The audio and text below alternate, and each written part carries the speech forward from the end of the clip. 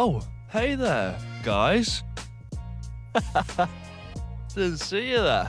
Hey, welcome back.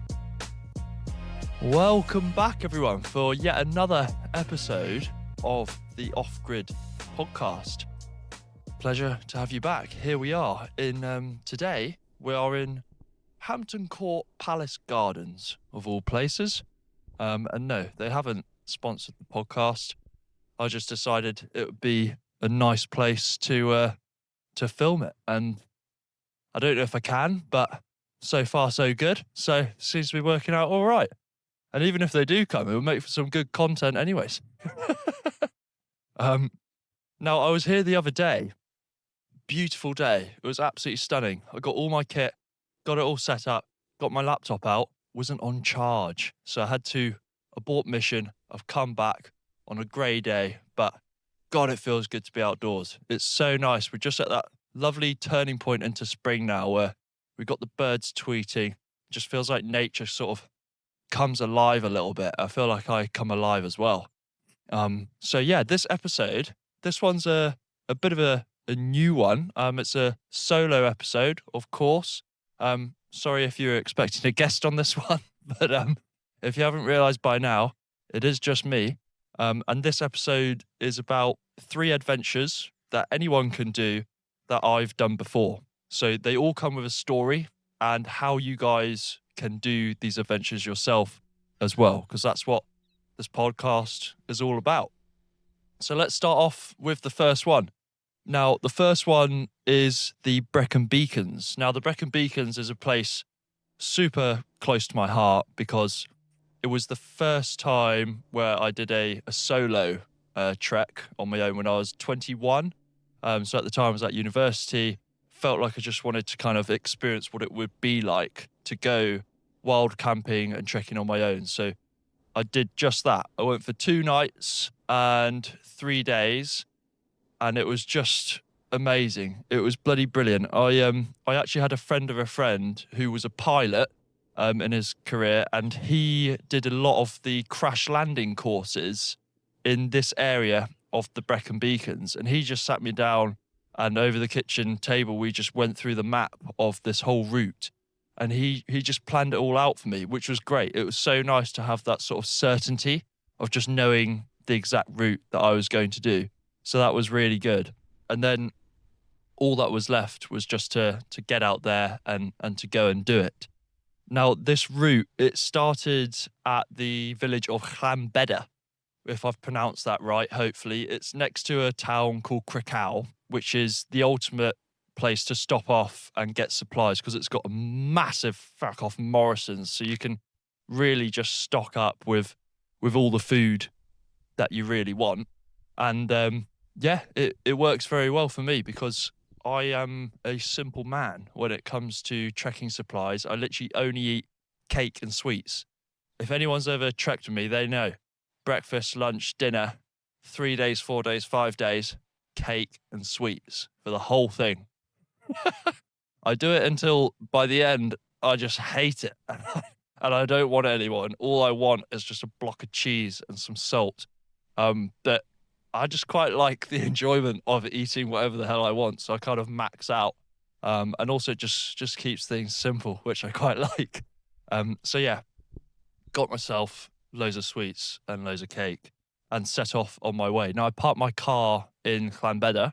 What I would recommend is if anyone is to park their car anywhere and they're going to head off on a local trek like this where you're in the Brecon Beacons or Ben Nevis or something like that where it is remote, but there are people around as well and there's villages and things like that, just let someone know or leave a little note on your car what you're going to go and do, because these places, as fun as they are, they can be quite dangerous. I mean, there's a bloody reason why the SAS train there, because it can be really bad conditions out there and terrain. So what I did was I set off, and in the village I let this lady know that I was going to be back in 3 days' time and that I was going to be going off on a trek. And when I get back in 3 days, is it okay if I knock on her door and just let her know that I'm back? And she was like, yeah, of course. I mean, she seemed like very kind of used to it in a way. I don't know if maybe I was the first person to ask or not, but she's totally okay with that. And I would recommend that. And at the very least, leave a little note maybe on your car just to let people know what you're up to and how many days you anticipate to be back at your car. It's just a good rule of thumb in these places. So set off, and I was nervous. I was like apprehensive and really excited. Just that combination of going into the unknown and feeling the emotion of it all, and it was freaking awesome. You know, like that first time of just being on your own and going into the outdoors. It's a very unique experience because you know that you're going to be sleeping on your own. You're going to be self-sufficient for those few days. There's like a sense of responsibility to it. And that can be quite daunting, but it can also be a period of just, yeah, sheer excitement as well. So set off, and the first bit, like literally from the get-go, is this super steep climb, goes up to this point called Tabletop Mountain. And it was brutal. I remember when I set off, it was like I think it was like 30-degree heat. So it was really bloody hot. And I got to this first bit and I was like, oh my God, this is great. This is exactly what I wanted. I was loving it. And it was just so remote because this particular route is a horseshoe loop. So it's perfect because where you start and where you end is relatively similar, but the route takes you all up on the ridge, which is the ultimate. You don't want to kind of be dipping down, dipping up too much. You want to spend like as much time high as possible, right? We all want to get high. So you want to stay on that ridge line, and you've got beautiful views for all the time that you're up there. So yeah, set off and found a place to pitch. Finding a place to pitch, I always leave like 45 to an hour to really find a good spot, because for me, that's a big part of it. I love finding a good pitch. It just feels great. It feels like you found a gem, and you get a really nice flat spot, good night's sleep to set yourself up. So made sure I got a really great spot watching the sunset in the mountains. And I was like, this is good. I've done this really well. But yet still there was this mild paranoia in the back of my mind about someone finding me. They're going to catch me. I don't know. They're going to kill me. I don't know. But it was just like that kind of paranoia in the back of my head. So when later that night at about 9:30, I see this quad bike turn up and I'm like, oh my God, the farmer, he's gonna see me. He's gonna tell me to like move on and shift one. And I was like, oh God, this is gonna be bad. And then I see the quad bike turn to me. I'm like, oh my God, who's actually coming for me? I was trying to think like, okay, what could happen? What could I say in return? Da da da da da. Thinking really quickly. Comes over, it's this young guy, he's like 18. He's like, you all right, pal? I was like, yeah, good. You all right? And he's like, yeah, haven't seen a sheep, have you? I was like, no. He was like, oh, all right, have a good night then. I was like, oh, all right, see ya. And he just goes off. He just lost a sheep and he was trying to find it. And clearly the farmer sent one of his sons out to go and find it. So yeah, I felt really good after that moment because I realized that I was safe. I realized that I was going to be okay. And I think this is maybe a big conception, people who haven't been wild camping or maybe gone on their own before, is that no one gives a shit. No one cares about you wild camping. And you could literally pitch up on the side of a road and most people don't care. Of course, you need to be cautious and keep your wits about you and the whole common sense and street sense and all that sort of stuff. But it's not like anyone's kind of like tracking you and they're out to get you. Because when I was really paranoid, I was like, like maybe like someone's going to be out here and they're going to like rob me or, oh God, I'm all on my own. Maybe they're going to kill me. And I'd be like, what the hell are you saying? And then after that situation, I just realized it was all just bollocks. And the more I've done these trips and more I've wild camped and things like that, you kind of get used to it in a way. You just kind of like realize that you are pretty safe, and there's far more dangerous places statistically just crossing a road or driving a car and stuff like that. So yeah, have a bit of trust in yourself and other people. But this was kind of a realization of mine out there, is that when you do go on your own, you're left with your own thoughts. There's no distractions, right? Not even a conversation with someone to distract you, or someone else's behavior, or whatever it is. So you realize what's going on in your own head. And it became far more of a spiritual experience than I thought. I thought it was much more about the challenge of going, right? You know, like to do this thing on my own, and to get from A to B and to do this route. But what it ended up being was just a time with myself to kind of recalibrate, see what's going on in my mind, and kind of come back to myself. And that's when I started realizing the true power, the essence that comes with trekking. You can just spend time with yourself away from civilization and society. And that physical distance creates this mental space that allows you to just have a sense of insight that you otherwise wouldn't have if you're in your busy day moving from schedule to schedule. So that was really good for me. And if anyone has like been on their own for a period of time, I know that a lot of people experience songs on repeat, just the same song the whole time. And I had tempo in my mind. I don't even like the artist particularly. I forgot her name, but she's like the one that she's like, I'm a I need tempo. Oh, Lizzo. Yeah, Lizzo. It's just such a catchy song. And oh my God, I had that in my head for like 3 days. I was like, wow. I was trying to start singing other songs to get it out my head. That didn't work. But yeah, you will start to connect back with yourself a bit more, which is really nice. So yeah, overall, it was 3 days, 2 nights, and having this realization as well of in the daytime, I loved people. I was able to like talk with them and engage with them. And then at nighttime, I was really wary of them. They're still just people, but it was me that was changing. Like at night, I was like far more incognito, and then in the daytime, I was much more extroverted. So yeah, all these things that you just learn about yourself. And I think at that time for me, you know, watching the sunsets, the sunrises, they're absolutely beautiful there.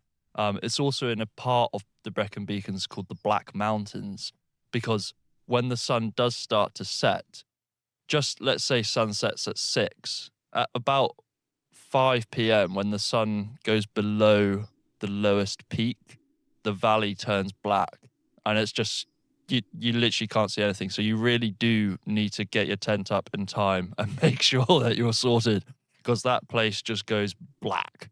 And yeah, really, really beautiful. There was also this massive reservoir. It's like really nice to it's got this massive bridge. I went in there, had a wash, and just like a good place to chill out. Met some really nice people there as well. Just chatting about life. It's funny the conversations you have with people when you're kind of like both in this remote location and feeling kind of free in the mind. So yeah, wonderful conversations. And on the third morning, I walked back into the village of Llanbeda, and a lady opens her window and says, "Morning, Jake." And it was so nice. It was just the nicest welcome back. She had been waiting for me. And yeah, that was a very nice feeling. So got back in my car, and that was it. You know, there we go. It's 3 days, long weekend, 2 nights is bloody awesome. And such a great experience in my life over such a short period of my life. So yeah, that was great. A really good thing to do. Now, second up is Mallorca. So we're going overseas all the way to Mallorca. I mean, Brits, cocktails, Palmer, that's the stereotype, I think, of Mallorca. But on the east side of the island is a mountain range that goes from the south to the north side. And there's a trail there. It's called the GR221. And that's what my girlfriend and I trekked a few years back. This was like the ultimate warm up into an abroad trek, because it's like very well positioned in that every like 12 hours you're stopping into a town. So it's not like you're going to run out of water or anything like that. There's loads of supplies, loads of food. You're not properly out there, and you can even like dip in, go for a swim in the sea. So it made for like a really comfortable trek. Like as far as wild camping and trekking goes, it was pretty luxury, which is really nice. And yeah, we set out there, and from the get-go, we just loved all the food. It was great. Like we would do one meal a day. So it was like OMAD diet on trend. And yeah, we would just stop into these towns, have a 5-course meal with all the burger with chips, with extra burger and extra chips. And we would just gorge for like 3 hours in these places and drink beer and eat loads of food. And what's quite funny in these countries where they're like more European, just in the sense that they're like healthier, um, they they would always say to us, I think that's too much. And we'd be like, I don't think so. Lap it on up. We were so hungry. So yeah, we ate a load of food in these stops, and that worked perfectly for that trek. It was slightly more easygoing in that sense. But I must say we were on the edge a little bit. This was the first time that my girlfriend had ever wild camped before. So like, forget a one night on the South Downs way. She went straight for a 4-night in Mallorca. So yeah, she was on edge, similar to me when I was first solo in the Brecon Beacons, and that made me a bit on edge. And I think it's just about learning to relax in those situations and just kind of not be super paranoid, because it can really affect the overall trip, right? Like you just want to be able to pitch up the tent, just relax, just watch the sunset, and you're not gonna get in trouble. I mean, these trails are literally built for people to wild camp and for them to trek. You're not. It's not like you're gonna get caught or anything like that. It's similar laws, I think, to England, where technically speaking, wild camping would be illegal, but culturally completely accepted. You've got trails everywhere, and even like literal camp spots built where people go the whole time. So yeah, just learning to relax a bit. And one funny situation was when we were going to find a wild camping spot, there was this guy who was another trekker, European, maybe Portuguese or something like that. And he comes up to me and goes, "Oh, hello," speaking perfect English. And he's like, Are you wild camping tonight?" And I was so cautious to be like, "Oh, do I tell him if I'm wild camping? Do I not?" And so I was like, "Fuck it, I'll just pretend that I don't speak English." So I was like, "Wild camping?" And I don't know where I was from, but some contested West Papua or something. But he was like, "Where are you wild camping?" And I was like, Maybe. He's like, "Oh, okay." He's like, "What's going on with this guy?" And he goes, "Where are you from?" And I stupidly replied, "England." And he's looking at me like, right, okay, mate, right, see you later." Walks on. And I just remember that unique example being a great testament of how I was definitely a bit on edge doing that trek. But you ease into it. The more you do it, the more you kind of ease into it and realize that everyone's doing the same. He's wild camping as well. We're all out there to trek and really enjoy it. And the people you meet out there, they're just great. They're really great people. They're there for the adventure. They're there for the outdoors. And I think if you are looking to have a bit more adventure in your life, then go and do it. And then you'll find the people who are doing that as well. We've made amazing friends. Like I've got really great friends who I've met in tea houses at the top of Nepal and stuff like that. Just the most random places. And then, yeah, you're like, "Oh, where are you from?" They're like, "Oh, I'm from Sussex." So you're like, "What? That's crazy." Or they're from Belgium, or they're Dutch, or whatever it is. And you just have these friends around the world. So go out there, go do it, and go meet these people, even if it is in Mallorca. It's packed. You got Germans, you got Spanish. They're all there trekking and really enjoying it. So yeah, that was a really great trek. We did 4 days. You've got sea, sun, 5-course meals. I would highly recommend that trek if you were thinking about going abroad for your first trek abroad, because if you do want to pack it in, I think we did as well. Yeah, we cut it short by a day or two. just because we were ready to head to the beach and chill out for a bit. Um, it's great because you're only ever half an hour from Palma. So you do your trek, walk down the mountain, get the next bus, and you could be in a hotel the next night. So if it does all go wrong, that's fine. Now, next up is another Spanish island, and that is Gran Canaria. This is off the west coast of the Western Sahara, which makes it sound way more adventurous than it is. It's like, yeah, you're kind of like typical Brits in certain areas, and don't worry, I'll get to those particular areas. But the overall island was just amazing. Like it's absolutely stunning. And what I loved about Gran Canaria on the trail, which is called the GR131, and this is only 3 weeks ago, so it's all super fresh. What I loved about it is that it goes straight through the middle of the island. So you're literally starting in the south and you trek all the way to the north. And there's something about an A to B that I love, particularly a coast to coast. It's just a great sense of satisfaction knowing that you went from sea to sea. And then after what was a 6-day trek, on that 6th day, you see the sea and you're like, oh, wow, we did it. We did it. It's great. And you realize that you've just had this incredible adventure. So yeah, I love the trail. It was also a new terrain. So I'd never been in a really dry, arid place before. And Gran Canaria's got cacti. It's like Mars in some points. And that just made for such beautiful scenery. Like, first of all, it's really clean because it's just so dry the whole time. So you can kind of leave your kit out and be a bit more chilled.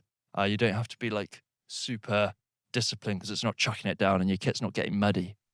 So that was really nice. I think one thing that made it a bit more serious, a bit more, maybe a bit more experienced, is that because it was so dry, you had to really know how much water you were consuming, and you had to know where the stops were, and you got to be on it. There are certain things when you're trekking, you're there to have fun, but with these things like water, you got to be on it. It's not like you're in Dartmoor. I mean, clues in the name more. Like, you're going to be fine if you got a bottle and some chlorine tablets, but in these dry, arid places, you need to really make sure that you're on top of how much water you're drinking and how much you'll need at the next stop. There were towns, I would say, once every 24 hours, which was great. And one of the best things about these towns was that they really went for it when it came to meat. So if we order like a steak, it would be like a slab. It's not like, when you're in England, it's like you order a steak. It's be like, well, I don't order a steak, but if you were to order a steak, maybe there'd be like a small steak with loads of chips and then ketchup and mayo. And you're like, okay, I guess the chips are there as a filler. These are like a kilo of steak with 3 chips. And by the time you've even eaten the steak, you can't even fit the chips in. It was just so good. And it meant we got loads of protein in.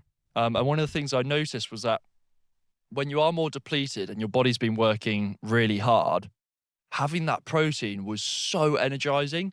And it was, I would say, of all the treks that I've done around the world, it was the one in Gran Canaria where my energy was so consistent.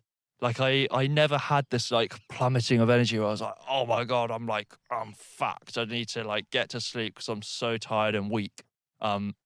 It was much more just like consistent energy, good highs, because you're just eating so well. And yeah, I mean, we went in February, so not only is it like gorgeous mountains where you've got 1,500 meters and you're above the clouds, waking up to the sun rising on top of them and like this like orange mist going over. And it's just like, wow, this is amazing.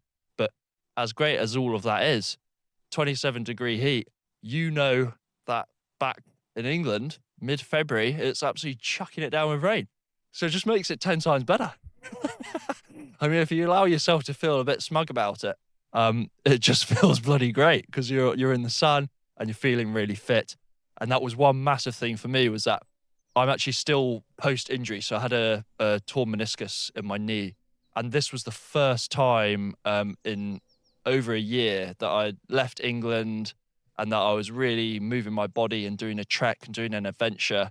And after a year of feeling really kind of like sort of cabin fever, now I was able to just adventure and be me again, be free again. I sort of reclaimed my identity of being like fit and this outdoorsy guy, and it felt great. Oh my God, it was brilliant. I was out there and we just took it super easy, like I think I would wake up, stretch in the morning, definitely stretch. We'd set off with my girlfriend, so we'd set off at like 10, and then we'd pitch up at about 5 or 6 o'clock. And sometimes in the middle of that, it's like a 4 hour lunch. So it's bloody great. We just took it really easy. And that's the best way to do it, because it's about the time together. It's about just like soaking in what it's all about. I mean, I looked at some blogs of this trail. People do go south to north of this island in 3 days and they blitz it. But for me, 30 miles a day in 27-degree heat, if I've got the time with like my return flight to not do that and push it out by another few days, then I would definitely do that, because I love just pitching up the tent. There were campsites, but we chose to wild camp because it's a bit more, just nice solitude and quiet and peaceful. And you got some amazing spots up on the mountains, and those are the moments that really count. Those are the bits that I absolutely love. It's when you're just up there above the clouds and just feeling like really alive again. That was a really good feeling. What also meant this beautiful byproduct of me having an injury was that my girlfriend ended up carrying 25 kilograms of weight, and we were doing 15-mile days, and I was carrying 16 kilograms. So it's like, yeah, absolute winner. It was great. I also was carrying like ridiculous stuff. I bought like a kilo of Link shower gel. Just don't know what I was doing. But sometimes that sort of stuff is just like more funny than anything else. So yeah, really good climbs. Love the dry terrain. Definitely more experienced and harder than Mallorca, because you need to plan your supplies and water and food, but also just that sort of dry terrain with steep inclines. You would probably do that as maybe a little bit more of an experienced trekker. And I think there's a nice chronology to these treks as well, because you've got Brecon Beacons, then Mallorca, then Gran Canaria. And if you were to do it, I would say that you would do it in that order as well of level of experience. So yeah, Gran Canaria, great state, great sun, 6 days, and coast to coast was really cool to do it like that. Would highly recommend to do it in the winter. February was off season, and you start in Maspalomas, which is much avoided. Lots of Brits there, and and then you set off north to a place called Agete or Agete, and that's a beautiful town. So you've got great motivation going on there, because you don't want to be what's behind you, and you do want to be what's in front of you. So it's very good for motivation. So yeah, that's the trail, the GR121 in Gran Canaria. Highly recommend that one. Guys, there we go. There's 3 trails for you all around the world that I hope that you guys absolutely love. I mean, the whole point of doing these types of episodes is that it's not just here to have a professional adventurer talk about their career and to be admired. I mean, there's obviously the primary purpose of doing that, but the second step is always to go out there and go do your own adventures. That's what this is all about. So hopefully these routes help you guys out. And if you do have any questions about itineraries, kit, anything like that from my amateur experience, just message me. I really want to help you guys out and get you out there adventuring. So yeah, get in touch. And if there is one thing that would massively help me, particularly in growing this podcast, just comment below what you would like to see from future solo episodes. I really want to make sure that all this content is specifically tailored to you guys. So if it's a case of, wanting to know a bit more about Nepal, or wanting to know a bit more about traveling and backpacking in general, having the confidence to go and do it, or whatever it is, just comment below what you'd like to see in the next episode. And that way, the more this podcast grows, the more I can curate content that's perfectly suited for you guys and that you want to see. Thank you very much for listening to this episode, guys. It's been a belter, and yeah, thanks for listening to a solo episode in Hampton Court Palace Gardens, of all places. Cheers, guys. See ya. Bye.